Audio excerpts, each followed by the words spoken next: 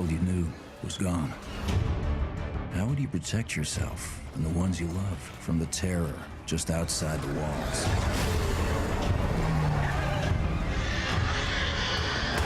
In this world of the living and the dead, how will you survive?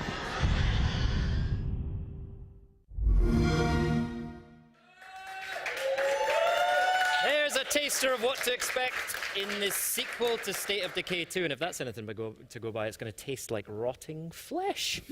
Yummy. Hey, we're joined by Jeff from Undead Labs. That wasn't a link to you, by the way. I hope not. No, fine. Welcome. Thank you. Glad to be here. So, if anybody, had State of Decay passed them by, and I really, really recommend playing the first one on back compat. I just did it recently, but can you just tell us really quick what's it all about?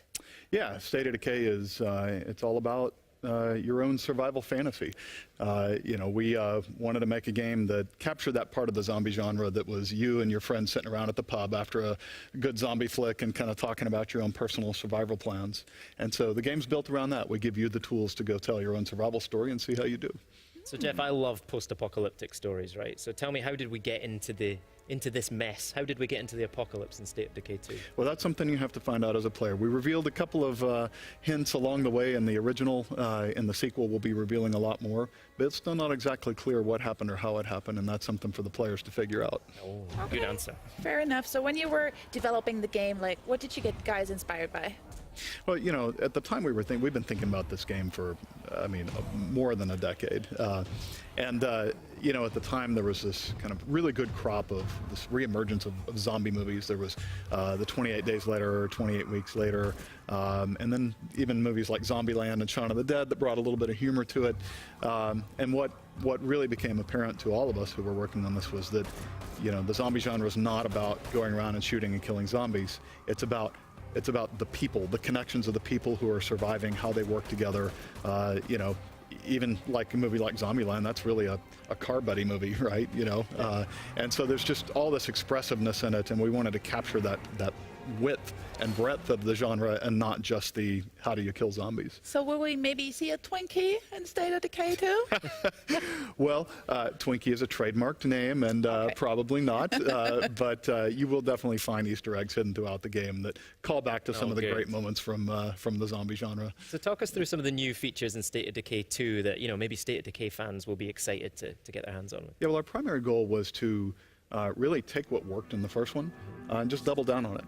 We came up with a really unique formula, the kind of third-person action married with the really deep RPG progression mechanics for your characters, the base building, and then put that all in a simulated open world. And that formula really resonated and really did well. And so what we wanted to do was just take that, deepen each of those systems, and really just deepen the survival fantasy. But in addition to all that, we added the #1 fan-requested feature, which was cooperative multiplayer. So in State of Decay 2, you're finally going to be able to play with your friends, which is something we've been looking forward to for a long time. Excellent. Now, one of the things I loved about State of Decay, but it also caused me a lot of pain as well, was permadeath. Yep. Are you bringing that back in State of Decay 2? Oh, it's core to the experience, absolutely. Yeah. There is no sense of threat. There is no sense of consequences for your actions if there's not death in the game. It's hard to imagine making a zombie game that doesn't really have a permadeath. But the important thing for us is that if you die in the game, you can always look at it and say, if only I had done this differently or that differently, right? We never want you to think the game just arbitrarily decided it was time for you to die or kind of cheesed it, right? It has to be because of something you did, and that's the contract we make with the players.